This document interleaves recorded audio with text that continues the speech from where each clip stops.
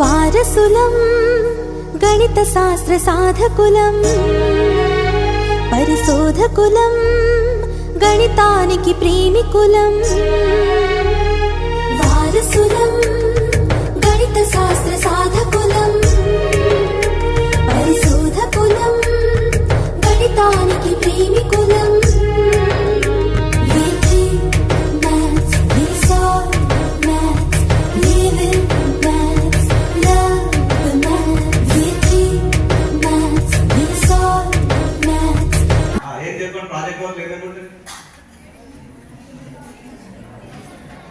ఒక slip test తీసేయండి, class room respond తీసేయండి, ఇంకో రెండు ఉంటాయి. అందులో ఒకటి ఏంటి, ఒకటి ప్రాజెక్ట్ వర్క్, ఇంకోటి generating problems. So generating problem చేయమంటే ట్రిగ్నామెట్రీలోకి ఎవరైతే జనరేటింగ్ ప్రాబ్లమ్ చేసినారనుకో ఆ డెఫినెట్గా ఎంసెట్లో కానీ ఐఐటీలో కానీ టాప్ ర్యాంక్ ఉంటుంది. ప్రయత్నం చేసిరా?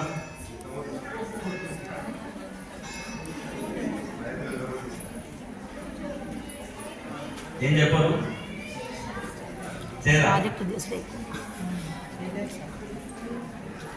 సో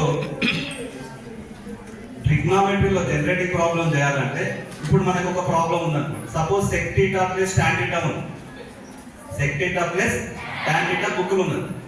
మీరు సెక్ థీటా ప్లస్ లో కోసెక్ థీటా, సెక్ కో ఇస్తే మీరందరూ కోకో అంటారు. అర్థం? సెక్ కో ఇయ్యాలి, కో ఇస్తే ట్యాంక్ కోయిస్తే కాడ్ అంటే సెక్ ప్లస్ కోసెక్ దగ్గర కోసెక్ ప్లస్ కాడ్ ఓ జనరేటింగ్ ప్రాబ్లం వచ్చింది. ప్రయత్నం చేస్తారా? సైన్ కు కోయిస్తే కోసైన్ అంటే ఇక్కడ సైన్ థీటా ప్లస్ లో మనం ఏం చేయాలి? కాస్ థీటా వేసుకోవాలి. అవునా కదా?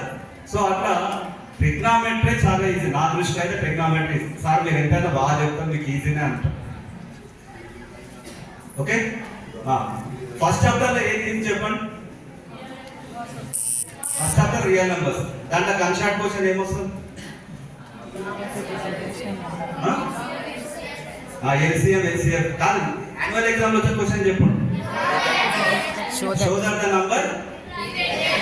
దాంట్లో √7 ప్లస్ √3 ఇస్తే ఓకే. ఆ √7 ముందర తోక కొమ్ములు పెట్టిండు అనుకో, అంటే ఏంటి? 2√7 ప్లస్ √3, 3√7 మైనస్ 2√5. √7 ప్లస్ √3 ఇస్తే ఓకే. దాని ముందర ఏమన్నా కొంచెం చేంజ్ చేసిన కదా లెక్క ఎక్కడ పోతుంది? అవునా? అంటే show that the number relation important. Sets లో ఈరోజు క్వశ్చన్ వచ్చింది. ఏమొచ్చింది చెప్పండి? n of a intersection b అడిగింది, n of b minus a అడిగింది, n of a minus b అడిగింది, n of a union b ఇచ్చింది. ఏం కనుక్కోమని? x అంటే అన్నింటి కూడా ఈజ్ ఈక్వల్ టు 62 ఆర్ 64 ఉంది. చేసే ఆన్సర్ 64. ఆన్సర్ వస్తే x ఈజ్ ఈక్వల్ టు ఎంత వస్తుంది? 8 ఆర్ 10? 8 ఆర్ 7? సెట్స్ లో ఒకసారి ఒక 5 నిమిషాలు రౌండ్ అప్ చేద్దాం. సెట్స్ లో ఏం చెప్పండి? ఇప్పుడు ఫస్ట్ చాప్టర్ లో show that the number relational, third chapter లో పాలినామియల్ గ్రాఫ్, ఫోర్త్ చాప్టర్ లో కూడా పాలినామియల్ గ్రాఫ్స్.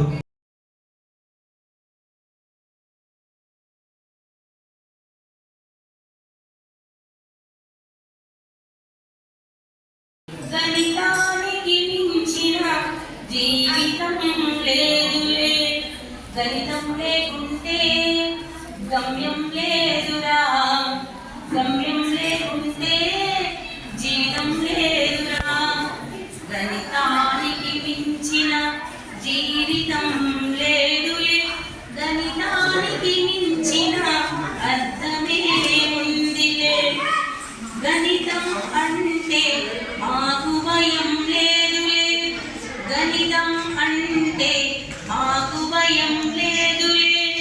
గణితం అంటే అందరికీ ఆదర్శం, గణితం లేకుంటే గమ్యం లేదురా, గమ్యం లేకుంటే జీవితం లేదురా, గణితానికి మించిన అర్థమే ఉందిలే, గణితానికి మించిన జీవితం లేదులే, సాధననే పెంచితే గణితం నీరిరా, సాధననే పెంచితే గణితం నీరిరా, ఇష్టంతో సాధిస్తే గణితమేరా నీ స్వంతమూలురా, గణితానికి మించిన అర్థమే ఉందిలే, గణితానికి మించిన జీవితం లేదులే, జీవితం లేదులే.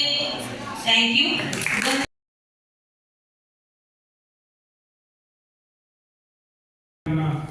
తోటి మిత్రులకు నమస్కారాలు.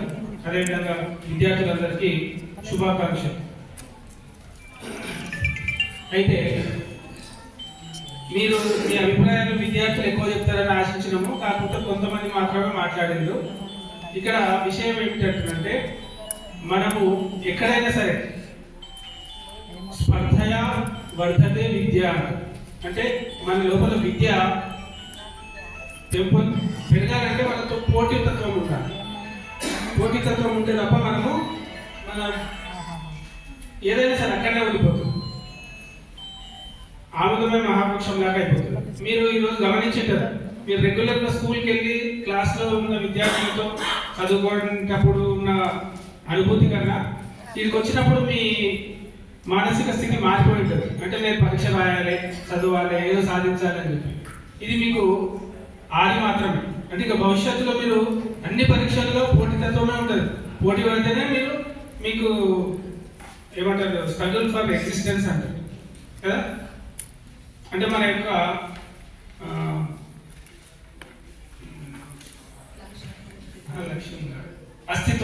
అస్తిత్వం ఉండాలంటే మనం పోరాటం చేయాలి కదా. మీరు విద్యలో ఎన్నో మార్పులు వస్తుంటాయి, పరీక్షల్లో ఎన్నో మార్పులు వస్తుంటాయి, పోటీతత్వం పెరుగుతుంది, పోటీ పడే వారి సంఖ్య పెరుగుతుంది. కాబట్టి దానికి అనుగుణంగా మీరు మార్పు చెందాలంటే మీ యొక్క మానసిక స్థితి మారాలంటే మీరు ఆలోచన అనేటువంటిది పెంపొందించుకోవాలి. ఆలోచన ఎట్లుండాలి? పాజిటివ్, అంటే నేను సాధించగలను. అట్లా కాకుండా మనము ఏదో ఒకటి రాష్ట్రము పోయినామని కాకుండా ఈరోజు తీసుకుపోయిన క్వశ్చన్ పేపర్ను మళ్ళీ మీరు ఇంటికి వెళ్ళిన తర్వాత మీరు అన్నీ చేసి ఏవైతే తప్పులు చేసినో మీ సార్ తోటి వాటిని చెప్పించుకోవడం.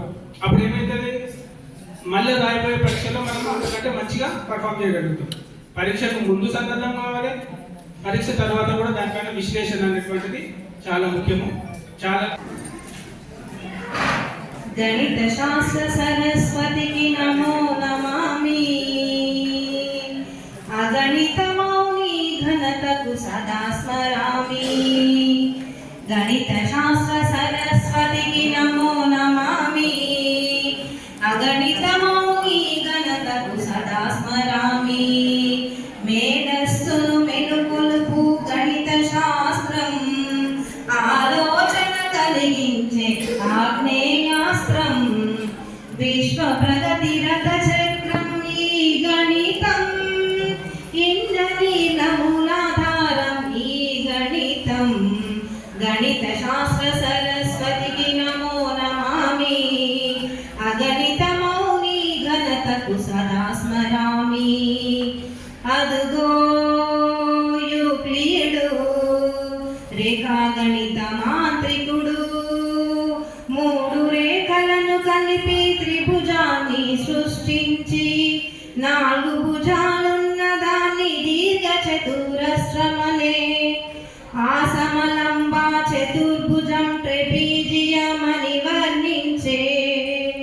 సమదూర బిందు సమితి వృత్తమౌనని చెప్పిన గ్రీకు వీరుడు, వీరశూరుడు. అదిగో ఆ మేధావి బ్రహ్మగుప్తుడు, బీజగణిత శాస్త్రానికి మూల పురుషుడు. అదిగో ఆ మేధావి బ్రహ్మగుప్తుడు, బీజగణిత శాస్త్రానికి మూల పురుషుడు. పోయి గణితం అంతా అవసరమో తెలుసా?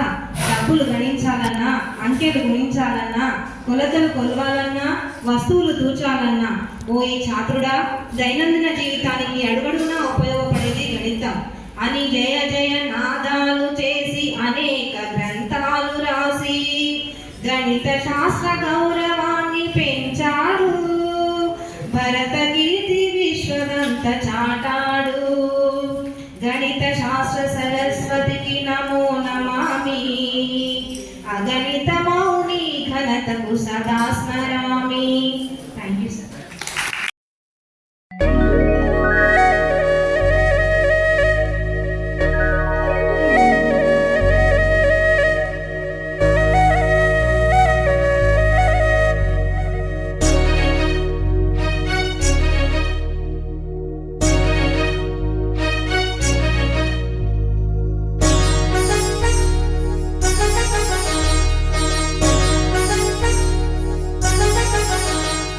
వారసులం గణిత శాస్త్ర సాధకులం, పరిశోధకులం, గణితానికి ప్రేమికులం. వారసులం గణిత శాస్త్ర సాధకులం, పరిశోధకులం, గణితానికి ప్రేమికులం.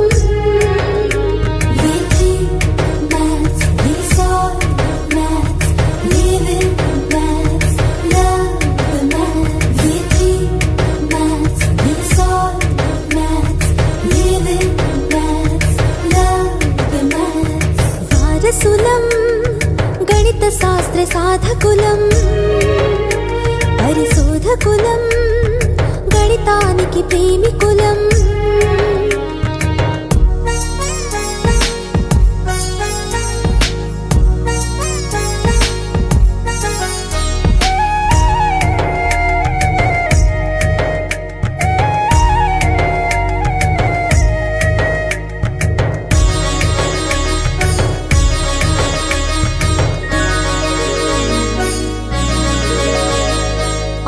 స్తంభ ఆలోచన,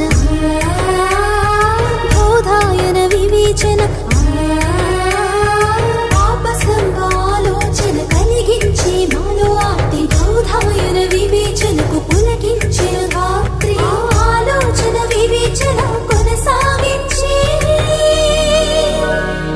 వారసులం గణిత శాస్త్ర సాధకులం, పరిశోధకులం, గణితానికి ప్రేమికులం.